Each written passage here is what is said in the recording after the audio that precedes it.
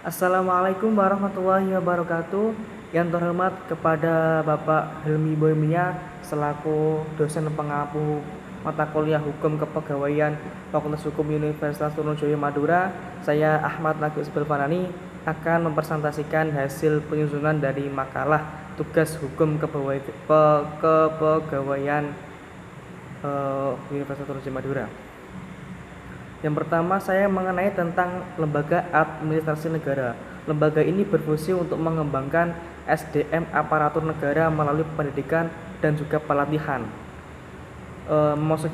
Masuki pertama, yakni sejarah lembaga administrasi negara. Ini diawali pada pendirian tanggal 6 Agustus 1957 melalui peraturan pemerintah nomor 30 tahun 1957, kemudian baru beroperasi ini pada 5 Mei 1958 yang diketuai oleh Profesor Dr. Prayudi Atmosudirajo. Lalu ini pertama kali mendirikan lembaga pendidikan, yakni perguruan tinggi kedinasan ilmu administrasi negara, dengan serta juga melakukan hubungan kerjasama dengan Indiana University. Kemudian pada tahun 1970 ada pembaruan mengenai peraturan pemerintah nomor 5 tahun 1971 yang menghentikan peraturan lama. Kemudian pada tahun 1974 dikeluarkan Instruksi Presiden nomor 15 tahun 1974 tentang pelaksanaan Keputusan Presiden nomor 34 tahun 1972 perihal pendidikan dan pelatihan pegawai negeri sipil. Kemudian pada tahun 1984 sampai 1987 ini lembaga administrasi negara melakukan hubungan kerjasama berbagai di negara, salah satu diantaranya di United Nations Center for Regional Development pada tahun 1985 dan juga mengirimkan 30 pegawai ke Kuala Lumpur untuk mengikuti pelatihan penelitian kebijaksanaan. Kemudian pada tahun 1990 menata kurikulum di Sekolah Tinggi Ilmu Administrasi dan juga membuka 2 jurusan baru, yakni administrasi publik dan juga administrasi bisnis. Kemudian lalu dipimpin oleh Adi Suryanto untuk mempercepat langkah untuk mewujudkan lembaga administrasi yang modern, dinamis, dan juga berkontribusi yang nyata. Hal ini dibuktikan dengan adanya e-gov atau pemerintahan yang berbasis elektronik yang di lingkup lembaga administrasi negara. Kemudian pengertian LAN sendiri ini menurut Peraturan Presiden nomor 79 tahun 2019 tentang lembaga administrasi negara adalah lembaga pemerintahan non-kementerian yang diberi kewenangan melakukan pendidikan dan pelatihan aparatur negara. Lembaga pemerintah non-kementerian ini adalah lembaga yang dibentuk untuk membantu Presiden dalam melaksanakan tugas tertentu. Lembaga ini di bawah Presiden dan bertanggung jawab langsung kepada Presiden melalui menteri atau pejabat yang setingkat. Kemudian ruang lingkup lembaga administrasi negara. Ruang lingkup ini yang pertama, tata nilai menjadi landasan perilaku, sistem, dan proses administrasi negara yang berbaur dengan kultur bangsa Indonesia.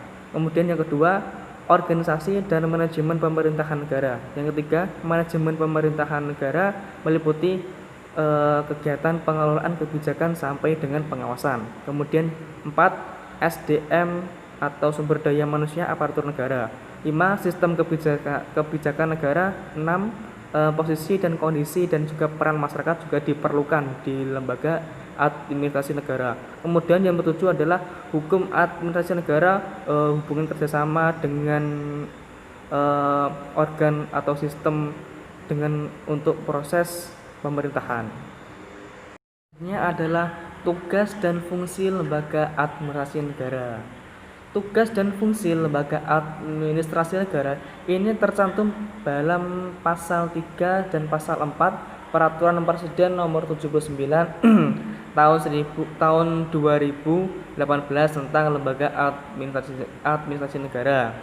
Ini tugasnya adalah meneliti, mengkaji, melakukan inovasi manajemen aparatur sipil negara sesuai dengan kebutuhan kebijakan, kemudian membina dan mengadakan pendidikan dan pelatihan aparatur sipil negara berbasis kompetensi, kemudian mengembangkan sumber daya manusia aparatur negara melalui pembinaan pendidikan dan latihan kompetensi manajerial pegawai. Kemudian peran lembaga administrasi negara dalam pengembangan sumber daya manusia.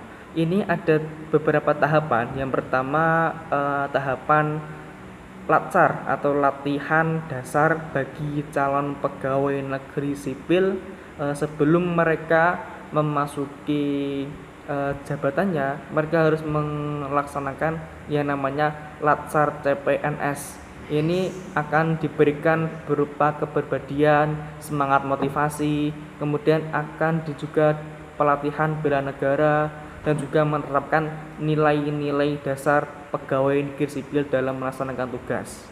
Yang kedua, adanya sekolah kader. Ini adalah sistem pengembangan kompetensi yang bertujuan untuk menyiapkan pejabat administrator melalui jalur peningkatan jabatan. Kemudian yang ketiga, adanya pelatihan kepemimpinan dan manajerial aparatur sipil negara. Ini untuk melatih kepemimpinan dalam pegawai negeri sipil, contoh seperti pelatihan kepemimpinan administrator, kemudian juga ada pelatihan kepemimpinan pengawas. Sekian dari saya, ini yang bisa saya ungkapkan, sampaikan. Ini saya mengambil dari website resmi Lembaga Administrasi Negara yang nanti linknya akan saya berikan di deskripsi video ini. Akhir kalam, assalamualaikum warahmatullahi wabarakatuh. Bisa menempel link